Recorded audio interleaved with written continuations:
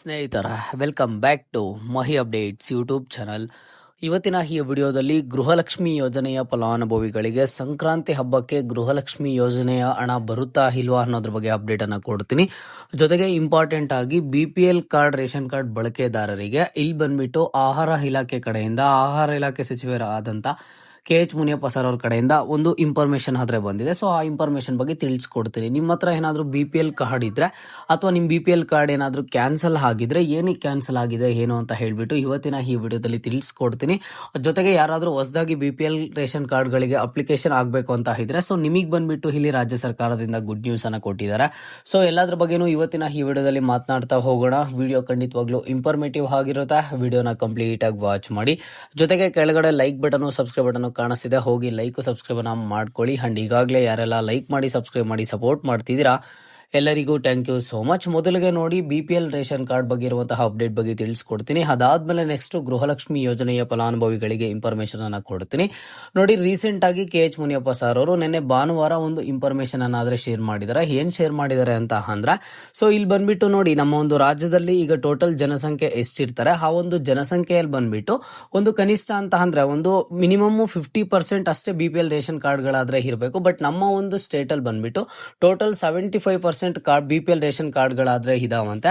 And ಜೊತೆಗೆ ಏನ್ ಹೇಳಿದಾರೆ ಅಂತ ಅಂದ್ರೆ, ಮಹಾರಾಷ್ಟ್ರ ಬಿಟ್ರೆ ಹೆಚ್ಚು ಟ್ಯಾಕ್ಸ್ ಪೇಯರ್ಸ್ ಇರುವಂತದ್ದು ನಮ್ಮ ಒಂದು ಸ್ಟೇಟ್ ಅಲ್ಲಿ ಅಂತ ಹೇಳಿದ್ದಾರೆ. ಆದ್ರೂ 75% of the BPL ration cards ಆದ್ರೆ ಇದಾವೆ. ಇದರಲ್ಲಿ ನಕಲಿ BPL ರೇಷನ್ ಕಾರ್ಡ್ಸ್ ಇದಾವೆ. ಅವರು BPL ರೇಷನ್ ಕಾರ್ಡ್ಗೆ ಅರ್ಹರ ಇಲ್ಲ ಅಂತ ಅಂದ್ರೂ ಅವರು ರೇಷನ್ ಕಾರ್ಡ್ ಆದ್ರೆ ಇಟ್ಕೊಂಡಿದ್ದಾರೆ ಅಂತ ಹೇಳ್ಬಿಟ್ಟು ಸೊ ಈಗಾಗ್ಲೇನೆ ಸಾಕಷ್ಟು ರೇಷನ್ ಕಾರ್ಡ್ ಗಳನ್ನ ಕ್ಯಾನ್ಸಲ್ ಮಾಡಿರುವಂತದ್ದು ನಿಮ್ಗೂ ಸಹ ಗೊತ್ತು.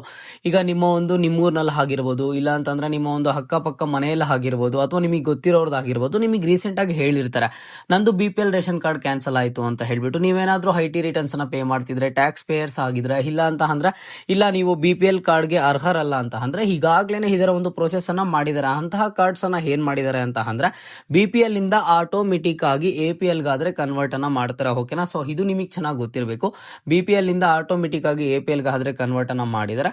ಬಟ್ ಇಲ್ಲಿ ಇನ್ನೊಂದು ಇನ್ಫಾರ್ಮೇಶನ್ ಏನ್ ಹೇಳಿದ್ದಾರೆ ಅಂತ ಅಂದ್ರೆ, BPL ಗೆ ಯಾರು ಅರ್ಹರಿಲ್ವೋ ಅಂತಹ ಕಾರ್ಡ್ಸ್ ಅನ್ನ ಕ್ಯಾನ್ಸಲ್ ಮಾಡಿ ಅವ್ರಿಗೆ APL ಕಾರ್ಡ್ ಅನ್ನ ನೀಡ್ತಾ ಇದೀವಿ. ಬಟ್ ನಾವು ಹೊಸದಾಗಿ BPL ರೇಷನ್ ಕಾರ್ಡ್ಗೆ ಅಪ್ಲಿಕೇಶನ್ ಹಾಕೋದನ್ನ ನಿಲ್ಸಿಲ್ಲ ಅಂತ ಹೇಳಿದಾರೆ.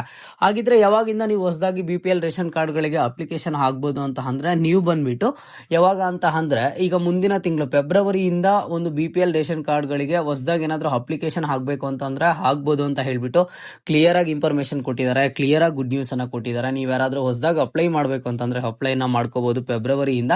ಆಗ ನಾನು ನಿಮ್ಗೆ ಮತ್ತೊಂದ್ಸಲಿ ಅಪ್ಡೇಟ್ ಮಾಡಿ ತಿಳಿಸ್ಕೊಡ್ತೀನಿ.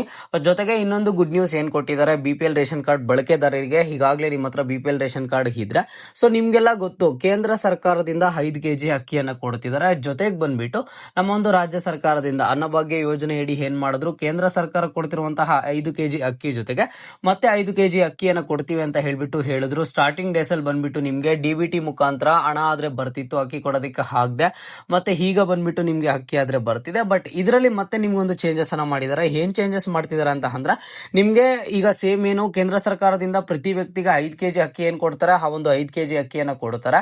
ಬಟ್ ರಾಜ್ಯ ಸರ್ಕಾರದಿಂದ ಕೊಡುವಂತಹ 5 kg ಅಕ್ಕಿ ಬದಲಿಗೆ ಇನ್ ಮುಂದೆ ಬಂದ್ಬಿಟ್ಟು ದಕ್ಷಿಣ ಕರ್ನಾಟಕದಲ್ಲಿ ರಾಗಿ ಅಂಡ್ ಹಾಗೇನು ಸಹ ಉತ್ತರ ಕರ್ನಾಟಕದಲ್ಲಿ ಜೋಳ, ತೊಗರಿ, ಬೇಳೆ ನೀಡಲು ಮುಂದಾಗಿದ್ದಾರೆ. ಓಕೆನಾ? ಸೊ ನಿಮ್ಗೆ ಇಲ್ಲಿ ಬಂದ್ಬಿಟ್ಟು ಈಗ ಮುಂದಿನ ತಿಂಗಳಿಂದ ಏನಾಗುತ್ತೆ ಅಂತಂದ್ರೆ 5 kg ಅಕ್ಕಿ ಬರುತ್ತೆ. ಅದ್ರ ಜೊತೆಗೆ ಬಂದ್ಬಿಟ್ಟು ದಕ್ಷಿಣ ಕರ್ನಾಟಕದವ್ರಿಗೆ ರಾಗಿ ಬರುತ್ತೆ, ಉತ್ತರ ಕರ್ನಾಟಕದವ್ರಿಗೆ ಜೋಳ, ತೊಗರಿ, ಬೇಳೆ ಈ ರೀತಿ ಆದ್ರೆ ಮುಂದೆ ಕೊಡ್ತಾರಂತೆ. ಜೊತೆಗೆ ಆದಷ್ಟು ಬೇಗ ಟೆಂಡರ್ ಅನ್ನ ಕರ್ಕೊಂಡು ಅಂದ್ರೆ ಟೆಂಡರ್ ಅನ್ನ ಕೂಗಿ ನಿಮ್ಗೆ ಇನ್ ಮುಂದೆ ಒಂದು BPL ರೇಷನ್ ಕಾರ್ಡ್ ಬಳಕೆದಾರರಿಗೆ ಪ್ರತಿ ವ್ಯಕ್ತಿಗೆ 5 kg ಅಕ್ಕಿ ಜೊತೆಗೆ ನಾನು ಹೇಳಿದಂತಹ ಕೆಲವೊಂದಿಷ್ಟು ಒಂದು ಜೋಳ, ತೊಗರಿ, ಬೇಳೆ, ರಾಗಿ ಈ ರೀತಿ ಆದ್ರೆ ಕೊಡ್ತಾರ. ಓಕೆನಾ? ಸೊ ಇದನ್ನ ಯಾವಾಗಿಂದ ಕೊಡ್ತಾರ? ಮುಂದಿನ ತಿಂಗಳಿಂದಾನೇ ಕೊಡ್ತಾರ. ನಾವು ಹೋಗಿ ನಮ್ಮ ಒಂದು ರೇಷನ್ ಡಿಪೋಗಳಲ್ಲಿ ಮುಂದಿನ ತಿಂಗಳಿಂದಾನೇ ಕೇಳ್ಬೋದು ಅಂತ ಅಂದ್ರೆ ಆದಷ್ಟು ಬೇಗ ಇದರ ಒಂದು ಪ್ರೋಸೆಸ್ ಅನ್ನ ಶುರು ಮಾಡ್ತೀವಿ, ಟೆಂಡರ್ ಎಲ್ಲ ನಾವು ಕರ್ಕೊಂಡು ಅಂತ ಹೇಳಿದರೆ. ಸೊ ಅದಕ್ಕೂ ಒಂದಿಷ್ಟು ದಿನಗಳ ಕಾಲಾವಕಾಶ ಬೇಕಾಗುತ್ತೆ. ಅದಾದ್ಮೇಲೆ ನಿಮ್ಗೆ ಆದಷ್ಟು ಬೇಗನೆ ನಿಮ್ BPL ರೇಷನ್ ಕಾರ್ಡ್ ಬಳಕೆದಾರರಿಗೆ ಈ ರೀತಿ ಚೇಂಜಸ್ ಆಗಿ ಈ ರೀತಿ ನಿಮ್ಗೆ 5 kg ಅಕ್ಕಿ ಜೊತೆಗೆ ಉಳಿದಿರುವಂತಹ ರಾಗಿ, ಜೋಳ ಈ ರೀತಿ ಆದ್ರೆ ಸಿಗುತ್ತೆ. ಓಕೆನಾ? ಇದು BPL ರೇಷನ್ ಕಾರ್ಡ್ ಬಳಕೆದಾರರಿಗೆ ಇರುವಂತಹ ಇಂಪಾರ್ಟೆಂಟ್ ಇನ್ಫಾರ್ಮೇಶನ್. ನಾನು ಈಗಾಗಲೇ ಹೇಳಿದ್ದೀನಿ ಯಾಕೆ ಕಾರ್ಡ್ ನಿಮ್ದು ಕ್ಯಾನ್ಸಲ್ ಆಗ್ತಿದೆ ಅನ್ನುವಂತಹ ರೀಸನ್, ಜೊತೆಗೆ ಹೊಸ BPL ರೇಷನ್ ಕಾರ್ಡ್ಗಳು ಅಂಡ್ BPL ರೇಷನ್ ಕಾರ್ಡ್ ಬಳಕೆದಾರರಿಗೆ ಇರುವಂತಹ ಗುಡ್ ನ್ಯೂಸ್ ಬಗ್ಗೆ ಆದ್ರೆ ತಿಳಿಸ್ಕೊಟ್ಟಿದ್ದೀನಿ. ಓಕೆನಾ? ಇದು ರೇಷನ್ ಕಾರ್ಡ್ ಬಗ್ಗೆ ಇರುವಂತಹ ಅಪ್ಡೇಟ್. ಈಗ ಬಂದ್ಬಿಟ್ಟು ಗೃಹಲಕ್ಷ್ಮಿ ಯೋಜನೆಯ ಕಡೆಗೆ ಬರೋಣ.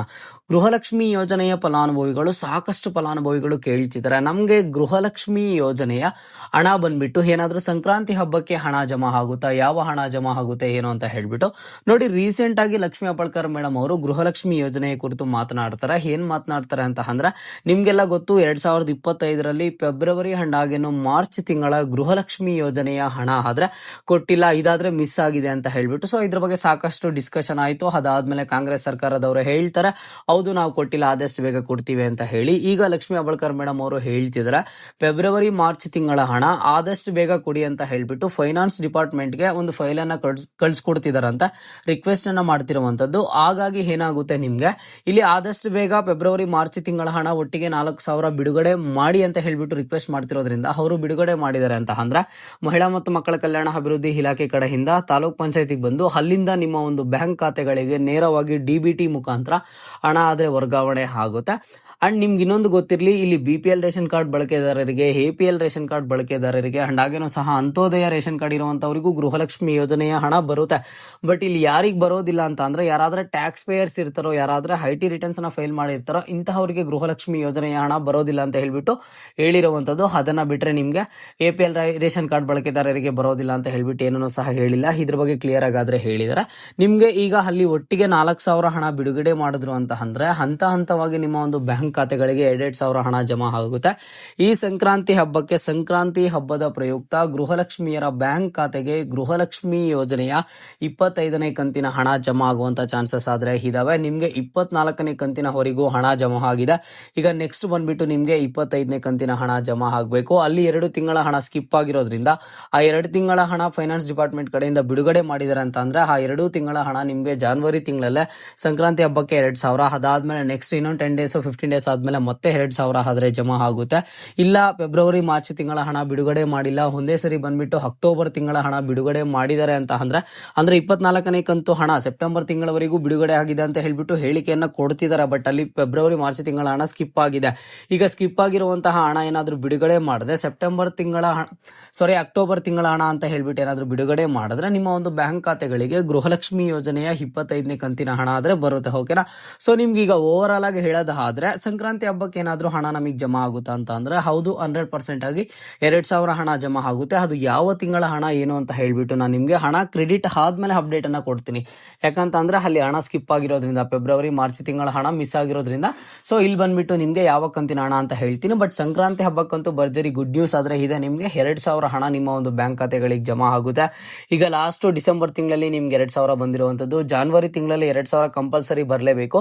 ಅದನ್ನು ಸಂಕ್ರಾಂತಿ ಹಬ್ಬ ಇರೋದ್ರಿಂದ ಸಂಕ್ರಾಂತಿ ಹಬ್ಬದ ಪ್ರಯುಕ್ತ ನಿಮ್ಮೆಲ್ಲರ ಒಂದು ಬ್ಯಾಂಕ್ ಖಾತೆಗಳಿಗೆ ಗೃಹಲಕ್ಷ್ಮಿ ಯೋಜನೆಯ ಹಣ ಆದ್ರೆ ಜಮಾ ಆಗುತ್ತೆ. ಓಕೆನಾ? ಇದು ಗೃಹಲಕ್ಷ್ಮಿ ಯೋಜನೆಯ ಕುರಿತು ಇರುವಂತಹ ಅಪ್ಡೇಟು.